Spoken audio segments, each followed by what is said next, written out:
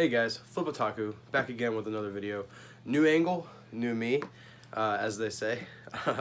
My wife just gave me a weird look, like what the hell. Today I'm talking about a series that I was so excited for when it was first announced, and then after reading it, I'm left pretty disappointed. I'm talking about Gantz G.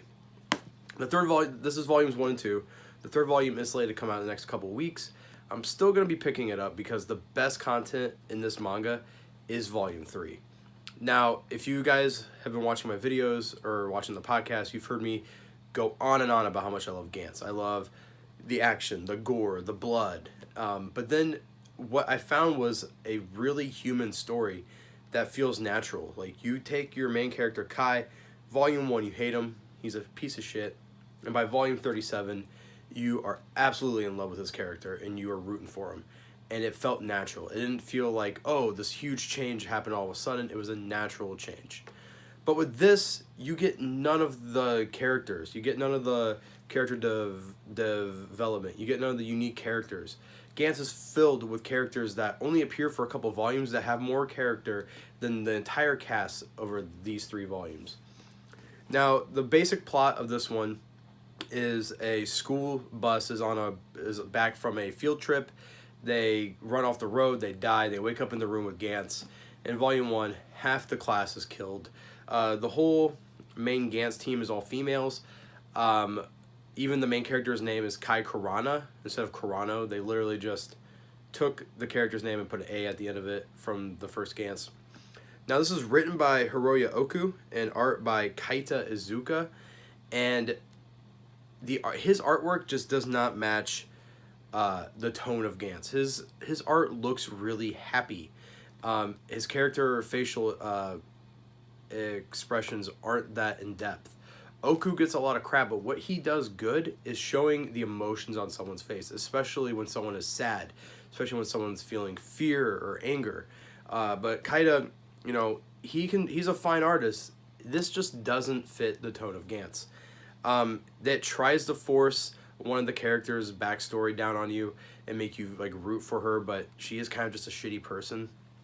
And I can't really go too in depth because it is such a short series, but the last boss that they fight, because there's the Gantz boss battles, the last boss is so unique and so cool and such a cool concept, but it's over way too quick. And I would have loved to see, like, the only thing that this manga did for me is wish that boss battle was in the original Gantz series. I would have loved to see Kai and the team take it on. But yeah, with Gantz, the original series, every couple volumes you got some cool new piece of tech. Like the sword that can extend super long, the Gantz hard suit, the mechs, all these cool guns.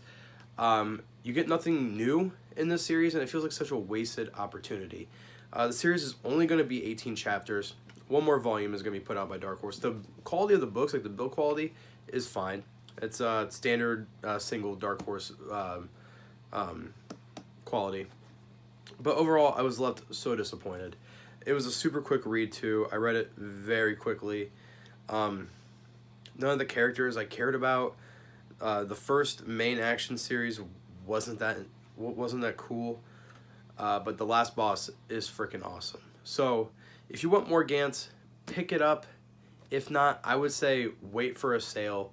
Or who knows, this might go out of print quick. It is Dark Horse. And it's probably, I don't see this selling super well. Because it is such a negatively, it's been perceived pretty negatively, is what I'm trying to say. But yeah, guys, so what'd you think? Let me know. Like I said, I will be picking up Volume 3 just because the coolest boss battle in this series is in Volume 3. And I'm a huge Gantz fan, so it's going to look really nice next to my Gantz single volumes. And also, if you guys haven't read Gantz, go pick up the omnibuses. Gantz is such an awesome series that belongs on your shelf. I'm a little bit of a Gantz apologist. I like the last arc of the series a lot. A lot of people don't. I don't know why I like it so much. I think from reading it in like one go, it feels better instead of waiting weekly or waiting monthly as when the volumes were actually coming out. I waited until all of them were out, read them, and loved them. But even as much as I apologize for, as much as I love the ending of Gantz and I can see through its faults, I can't see through the faults of this. And Gantz G came out after Inuyashiki, which is another Oku work. And I think those two, Inuyashiki and Gantz, are his high points in his career. I think this is when he starts to go downhill. The writing in this is just not good. If you've been reading Gigant, it's also, like, Gigant is one of the most atrocious things I've ever read, ever. So it's pretty sad to say, because Gantz is in my top 5. Inuyashiki is a great series on its own too. So to see somebody who I once loved kind of fall to the wayside pretty quickly is sad. But anyways, guys, I got a comic review coming up soon. I'm going to be reviewing Baltimore. I'm going to be doing a He-Man, the Master of the Universe Omnibus overview. I got a review of Emerald, Promised Neverland. I got a bunch of stuff coming. So subscribe and check back every Monday at 9 o'clock. We will be doing the Otaku Dadcast. So thank you guys so much for watching, and I'll see you soon.